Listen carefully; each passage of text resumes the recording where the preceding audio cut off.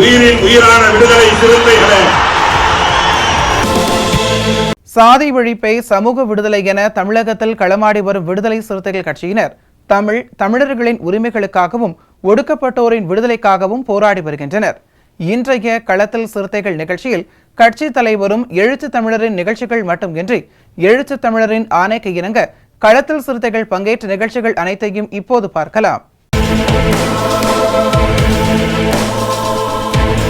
தென்காசியில் விடுதலை சிறுத்தைகள் கட்சியின் சார்பில் திருத்தணியில் வட மாநில தொழிலாளியை கொடூர தாக்குதல் நடத்திய குற்றவாளிகளுக்கு கடும் தண்டனை வழங்க வலியுறுத்தி ஆர்ப்பாட்டம் நடைபெற்றது. இந்த ஆர்ப்பாட்டத்தில் தென்காசி ஒன்றிய செயலாளர் கமல் துரையசு, மண்டல துணை செயலாளர்கள் சித்திக், லிங்கவளவன், மாவட்ட பொருளாளர் சுப்பிரமணியன், மாவட்ட செய்தி தொடர்பாளர் சந்திரன், மாவட்ட அமைப்பாளர் தமிழ்செல்வன், இளஞ்சிறுத்தை எழுச்சி பாசறை அமைப்பாளர் ரீகன்குமார், மகளிர் மாவட்ட பொறுப்பாளர் வெற்றி செல்வி முன்னிலையில் தூத்துக்குடி மண்டல செயலாளர் முரசு தமிழப்பன், மாநில கருத்தியல் பரப்பு துணை செயலாளர் தமிழ்குட்டி உள்ளிட்டோர் கலந்து கொண்டு கண்டன உரை நிகழ்த்தினர்.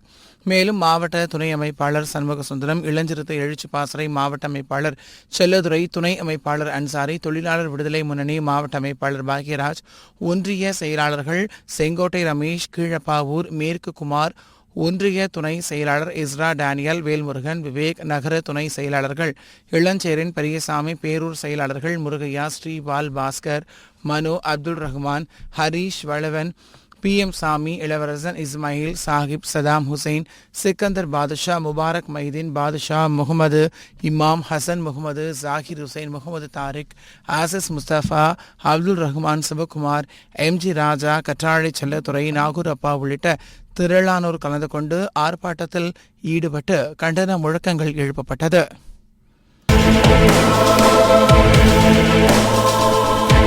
இன்றைய களத்தில் சிறுத்தைகள் நிகழ்ச்சியில் விடுதலை சிறுத்தைகள் கட்சியினர் நிகழ்ச்சிகள் அனைத்தையும் பார்த்தோம். நாளையும் இதேபோன்று சிறுத்தைகளின் பாய்ச்சலை களத்தில் காண்போம். வணக்கம்.